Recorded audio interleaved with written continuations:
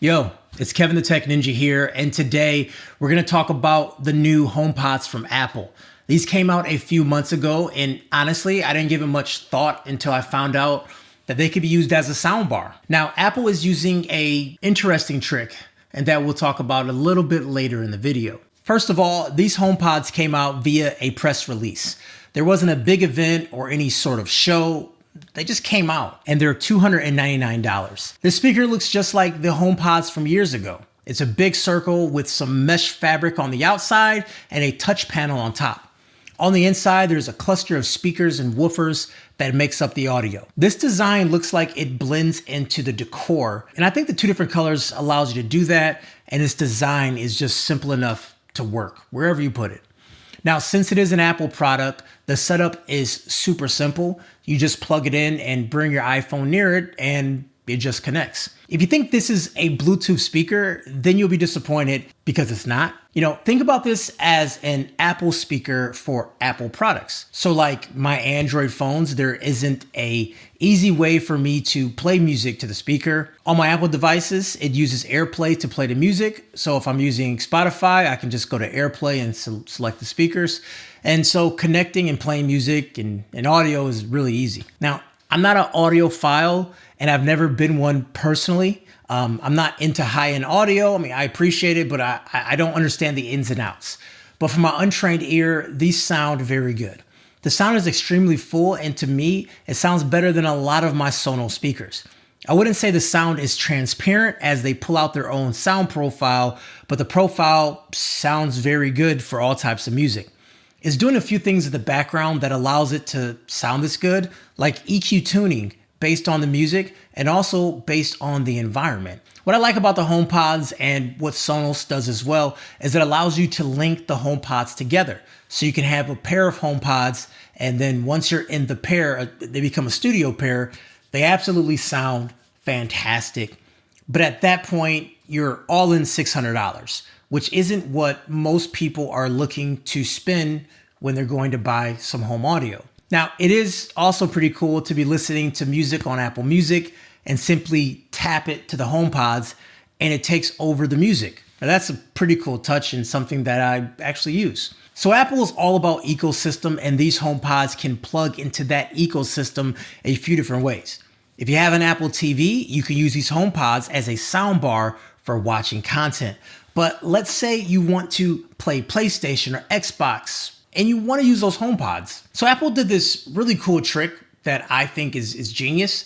The Apple TV doubles as a receiver. So you can actually plug it directly into your HDMI ARC port, and then from there, it lets the HomePods be a soundbar. Now, this also acts as a HomeKit hub for smart home and a temperature sensor as well, if you're looking into that. I'll talk about HomeKit in a different video just because this is an audio video, but this does work great with HomeKit. Now, my basement TV is where I play most of my games. For me, gaming performance with audio is very important. So when playing a game like God of War, that spatial awareness is what impressed me the most. Now, knowing where my enemies were coming from when they're like behind me wasn't something I'd expect to get with these speakers.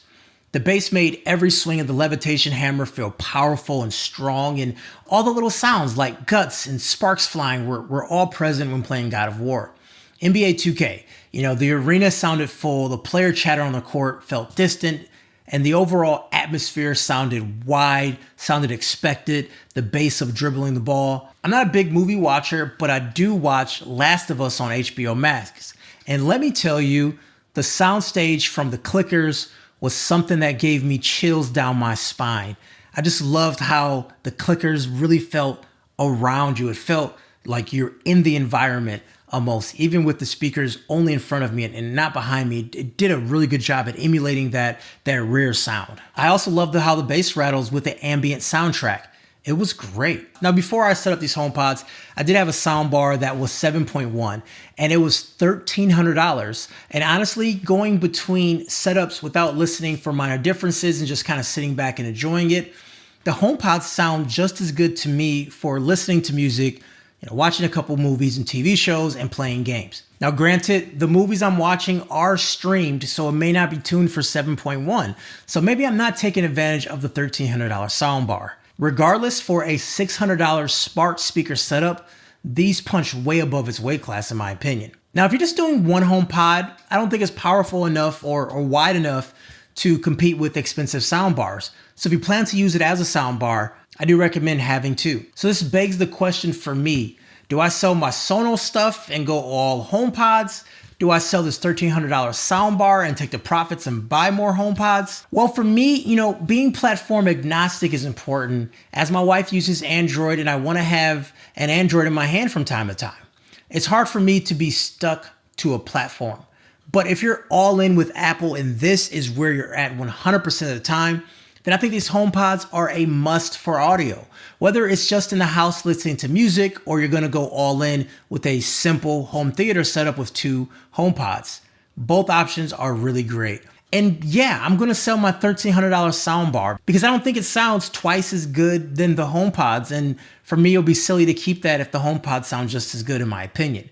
But anyways, those are my thoughts. I wanna know what yours are. Sound off down below. Kevin the Tech Ninja, have a wonderful day.